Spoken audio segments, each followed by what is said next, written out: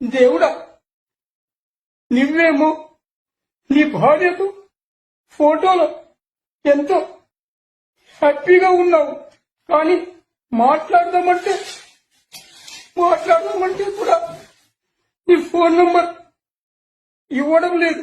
ఈ భక్తునిపై నీకు దయ లేదు దేవుడా, నీకు దయ లేదు.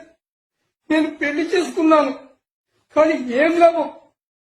నా చెప్పుతో చల్లు పడి కొట్టుకుంటున్నాను. హక్కుల బాధతో నలుగురు చెల్లెల పెళ్లిళ్ళు చేశాను.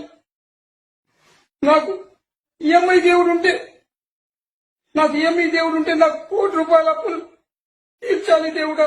ఈఎంఐ దేవుడా, నాకు ₹1,00,00,000 అప్పులు తీర్చు. నన్ను ఈ బాధల నుంచి విముక్తిని చెయ్యి.